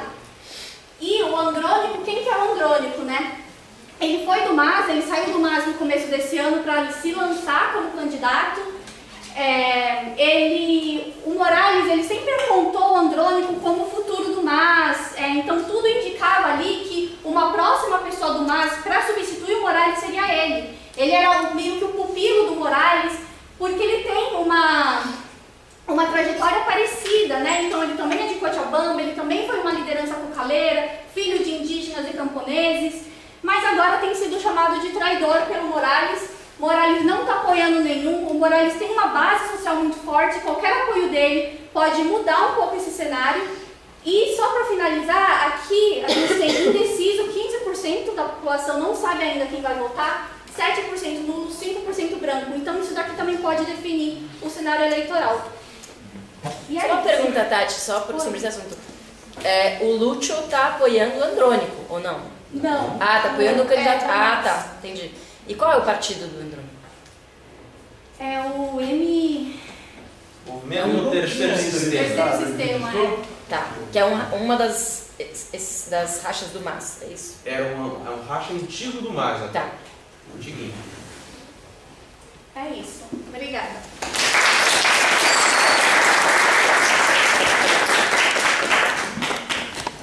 Bom, pessoal, a gente ainda tem pouco mais de 20 minutos, então acho que dá para fazer uma rodada de perguntas. Alguém quer fazer uma pergunta? Alguém? Maringoni? Alguém aí quer fazer pergunta? Eu quero. Posso fazer uma sugestão para a gente ter o áudio? Usa o celular de microfone, ainda tá rolando? Usa o celular de microfone, é estranho, mas vai ser assim, tá?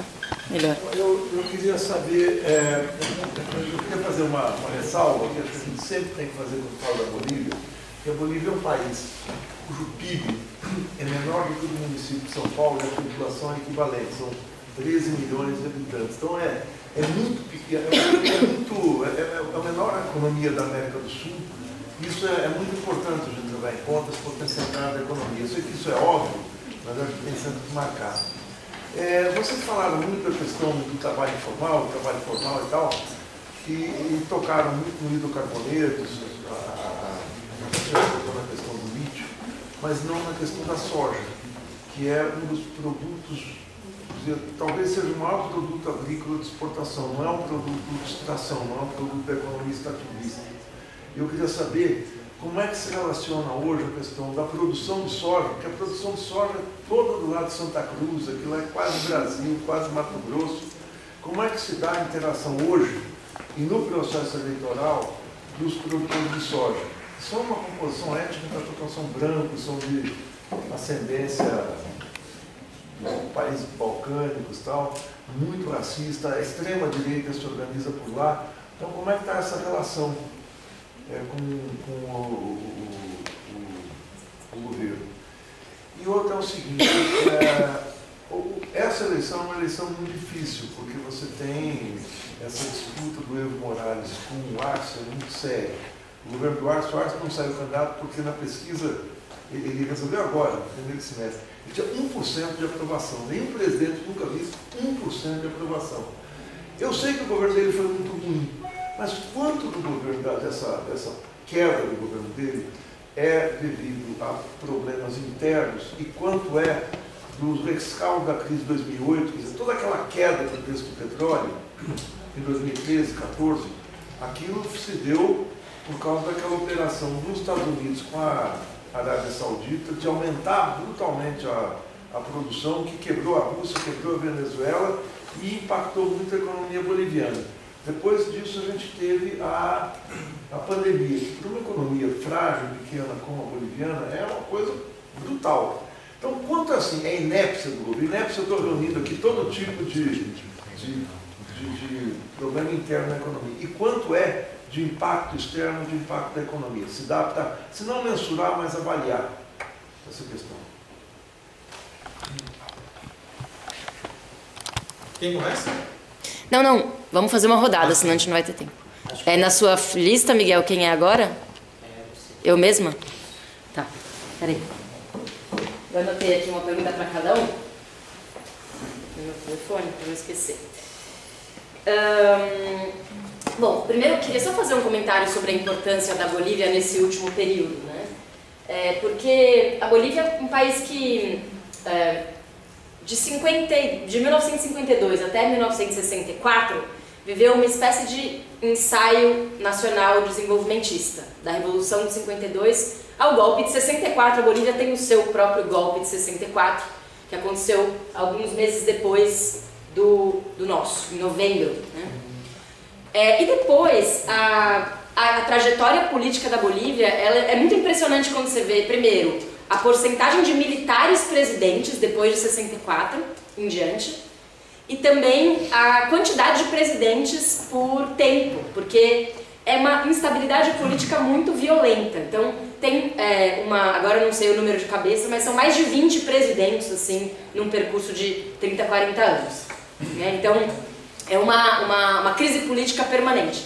E a importância desse ciclo do Evo, né, do progressismo, ou, enfim, com tonalidades ali de alguma base indígena que teve protagonismo no processo durante um período, né?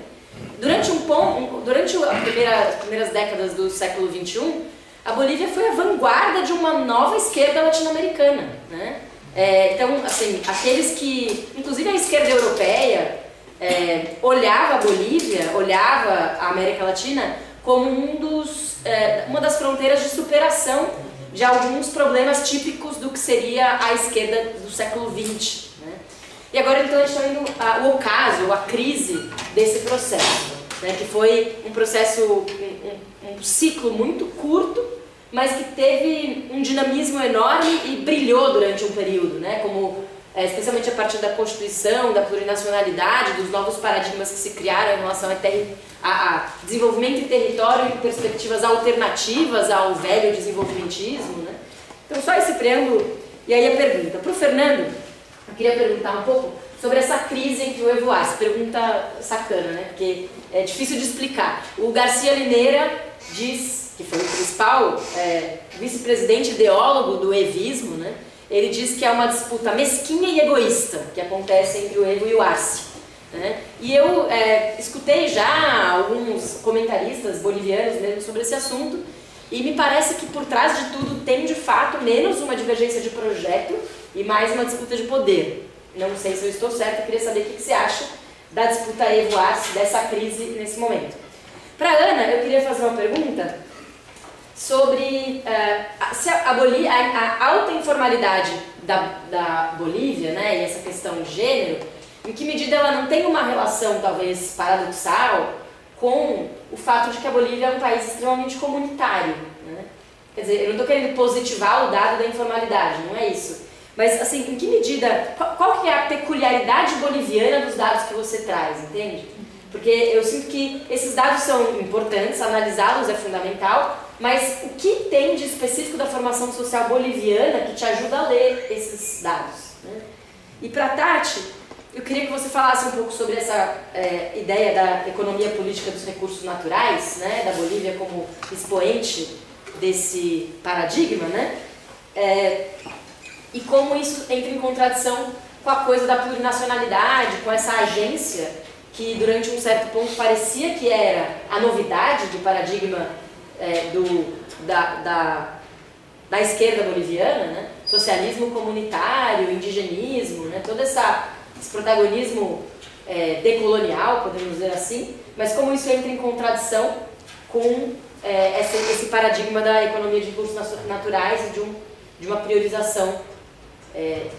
Enfim, quais são os embates? Né? Você comenta no seu artigo sobre o Tipinis, né? Então você fala, o Evo está acusando o Arce de ser excessivamente industrialista, mas foi o Evo que, com dinheiro do BNDES, empréstimo do BNDES, atravessou o território indígena, atravessaria o território indígena com uma rodovia. Né?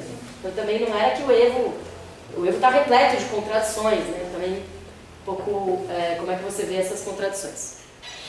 Vocês preferem as duas perguntas a mais? Não, faz um bloco completo e fecha tudo no final, porque senão não vai dar tempo de fazer duas rodadas. Tá, então Kaique. Desculpa, gente, vocês vão ter que responder tudo ao mesmo tempo.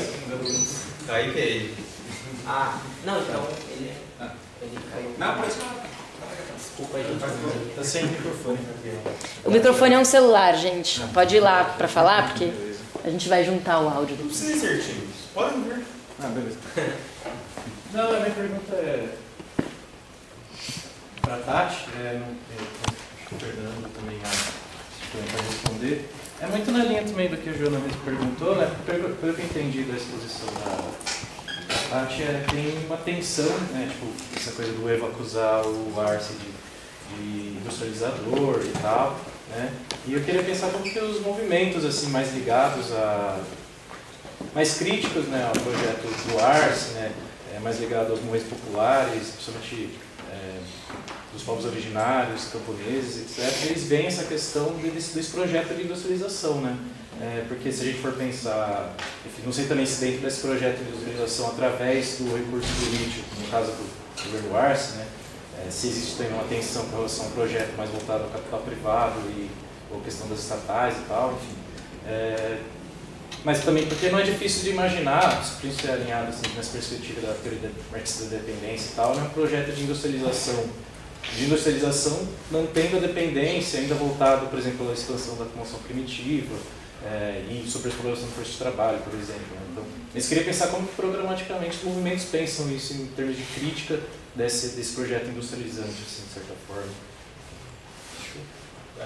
Gabriela. Não, Gabriela. Não, Gabriela, perdão. Caiu. Relaxa. Obrigado. Gente, eu queria fazer uma pergunta sobre política externa, na verdade. Recentemente a Bolívia entrou no Mercosul e eu queria saber qual a expectativa da Bolívia em participar do bloco. Existe alguma expectativa de receber mais investimentos? Eles conseguiram, por exemplo, o governo conseguiu capitalizar essa entrada no Mercosul como um ganho positivo internamente? Existe a expectativa de utilizar a cláusula democrática do Mercosul como uma trava para novos golpes, por exemplo? Enfim, o que a Bolívia está esperando com essa entrada do Mercosul? Obrigado. Agora é Igor.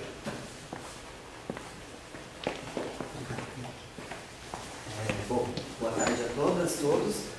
Primeiro eu gostaria de parabenizar vocês pela excelente exposição. Acho que vocês contribuem muito para a compreensão do panorama econômico, social e político da Bolívia no período atual, né, na contemporaneidade, visto que é um tema interessante até dentro dos movimentos sociais, né? Eu acompanho um pouco alguns movimentos, enfim, militantes da Bolívia, eles estão falando de um cenário de perseguição, de grande retrocesso para as forças de esquerda no país.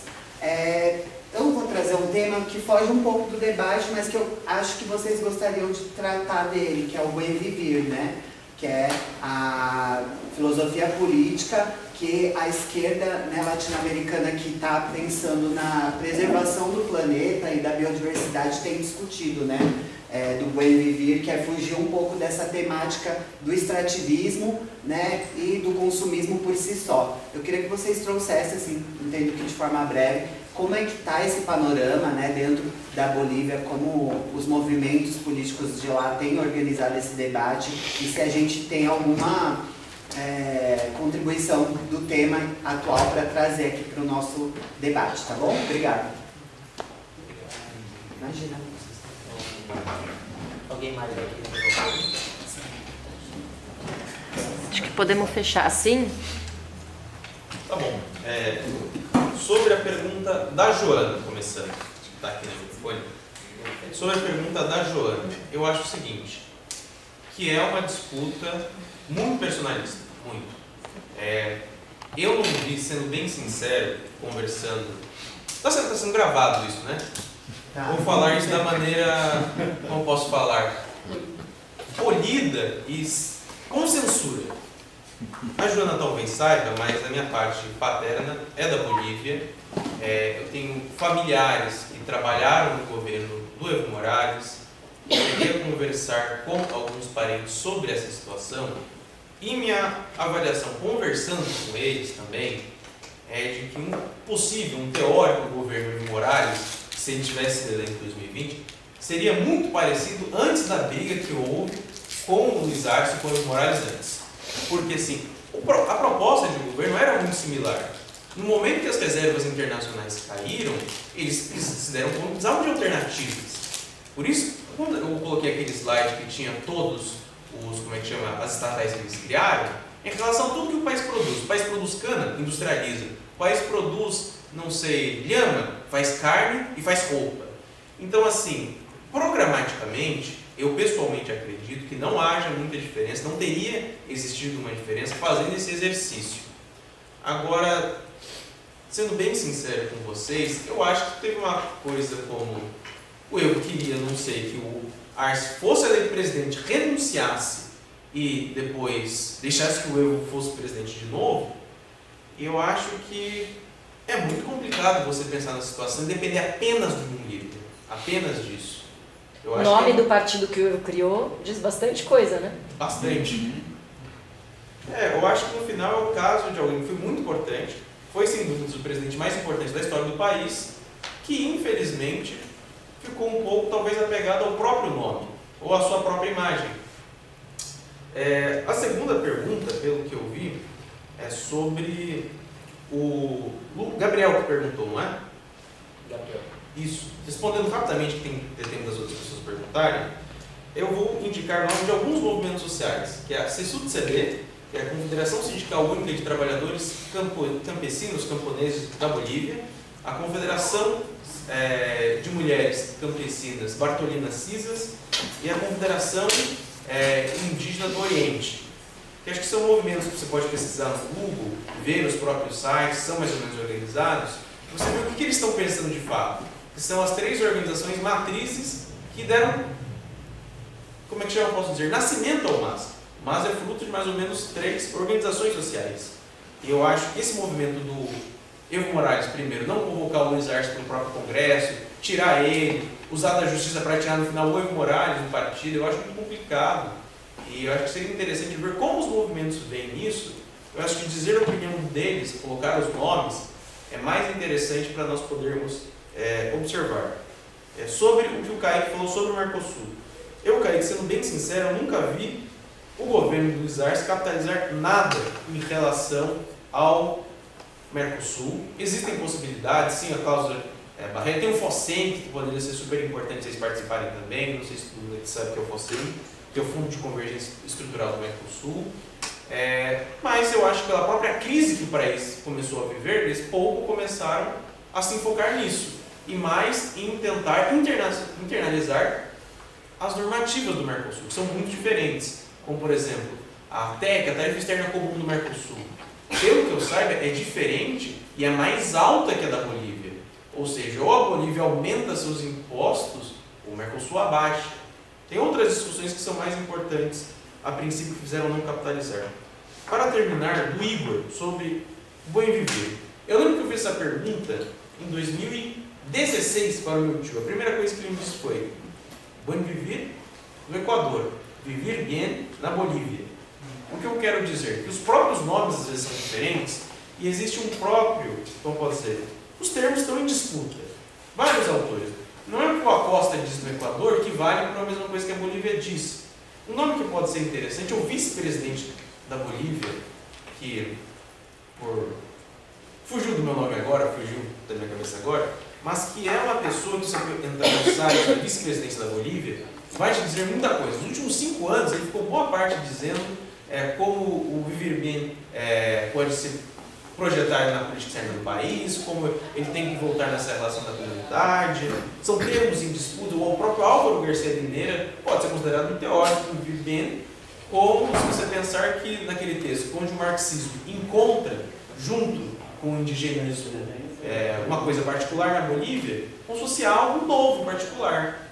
Eu acho que são termos em disputa que nós temos que ver todos os autores que debatem em relação a eles. Para não me alongar muito, eu acho que estes são os meus comentários. Muito obrigado.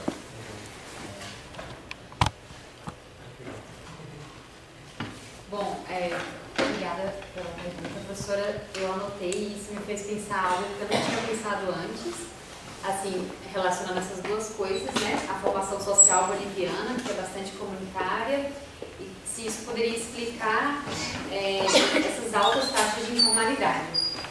Quando eu estudei a Bolívia, na época da minha dissertação, eu quis entender um pouco da história e eu percebi que esse povo boliviano é marcado por exclusão participativa da política. Porque existiam leis que só permitiam que apenas alfabetizados votassem, e a sua grande maioria não era alfabetizados. A taxa de analfabetismo só foi cair depois da entrada do Evo Morales, que ele instituiu aquele mesmo método usado em Cuba, CID ou Pueblo, se não me engano, e aí sim a taxa de analfabetismo caiu para quase 0 no país. Então eram pessoas que, quando elas não participavam, se sentiam excluídas dessa forma da política formalizada, elas iam se auto-organizar com suas formas comunitárias. Eu já vi outros textos de outros indígenas em que muitos, inclusive, nem acreditam nessa forma de instituição de poder. Então, que eles organizam entre si, né? E isso pode, eu não tenho como afirmar, eu não estudei isso, não associei essas duas coisas, mas realmente pode ser uma explicação, né? Por exemplo, por que o NIT, que foi criado por um governo para que essas pessoas tivessem acesso à formalização, por que não deu certo, né? E aí, pelo que eu li, é um processo muito burocrático e as pessoas não têm facilidade em lidar, eles colocam muitas barreiras. Então, ao invés de facilitar, só dificulta e aí os níveis de informalidade continuam muito altos, né? Mas é importante essa pergunta, acho que dá uma pergunta de pesquisa, né? Talvez, se alguém quiser pesquisar a Bolívia, eu não pesquiso mais a Bolívia, então eu tive que, inclusive, reler minha dissertação e reler esse artigo. Mas é isso, obrigada pela pergunta. Só rapidinho, a gente começou bastante atrasado, então considerando o atraso, a gente ainda tem tempo. Então a gente vai exceder só alguns minutinhos, poucos minutinhos, mas dentro do desejado. Obrigada pelas perguntas. Vou começar pela pergunta do professor Maringoni, né? Eu tenho no terceiro capítulo da minha dissertação, eu apresento alguns dados, né, da agropecuária boliviana. Eu até peguei aqui. A agropecuária boliviana está mais concentrada nessa região mesmo, né, Santa Cruz, Beni e Pando, principalmente Santa Cruz, que concentra 41% da agropecuária. E aí o que eu vi é que no governo Morales houve um aumento da agropecuária, principalmente a partir de 3 cultivos. Soja, que é majoritariamente exportada, cana-de-açúcar para produzir açúcar e álcool, e grão de sorgo, que é uma espécie de milho para consumo da sua produção avícola, né? E aí, a partir disso, eu vi também que houve uma queda de produção, ou alguns não queda, mas um aumento muito pequeno da produção de alimentos que os bolivianos consomem no seu dia a dia, né? Então, eu vi ali de como eles estavam priorizando a produção da soja, né, de produtos para exportar, e aí tiveram que aumentar também a importação de alimentos que antes os bolivianos conseguiam produzir.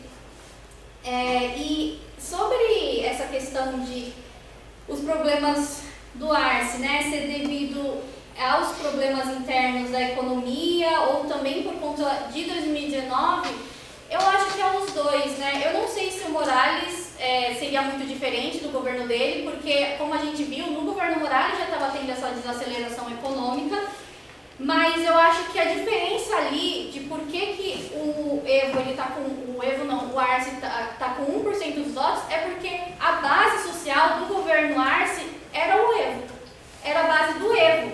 O Evo rompe, a base some, então ele já não tem esse apoio, né?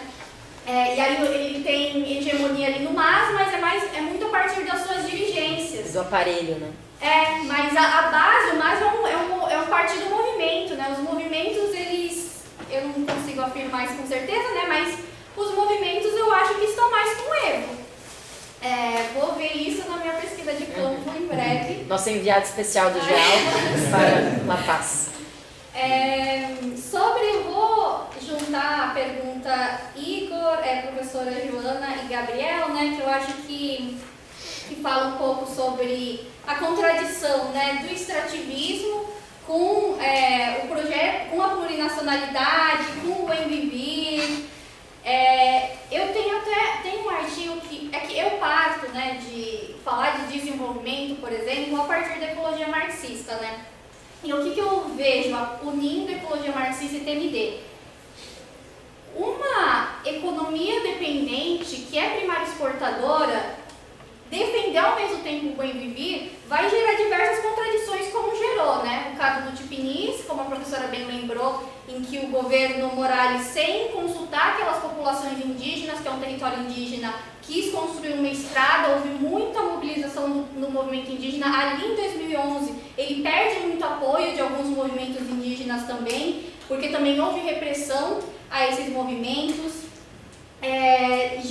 Gera como que um Estado plurinacional que está reconhecendo, né, outras nacionalidades de povos que estão defendendo um outro modo de ver o mundo, um outro modo de desenvolvimento, às vezes nem usando essa palavra desenvolvimento, como conciliar os dois, né? E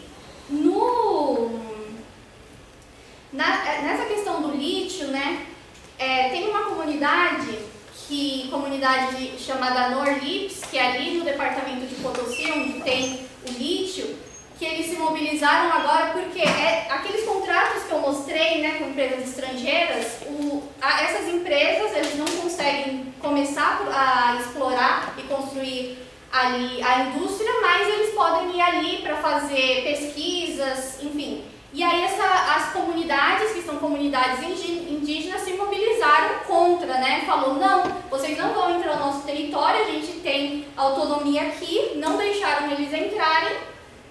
E eu vejo muitas de comunidades, algumas comunidades indígenas, essa como exemplo, se posicionando contra, né, essa exploração de lítio, falando, mas esses contratos, cadê o estudo ambiental?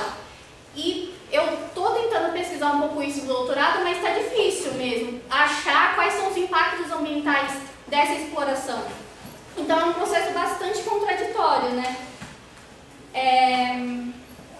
E a questão do Mercosul, eu não saberia responder muito, mas o que eu vi pesquisando lítio é que no site da Yacimentos de Lítio Boliviano, que é a empresa estatal, eles têm ali quais que são a prioridade, né, de venda do lítio. E o Mercosul, os países do Mercosul estavam como uma das prioridades também. Só isso que eu sei. Então, e eu acho que é isso. Eu não sei se responde todo mundo, mas é isso. Obrigada.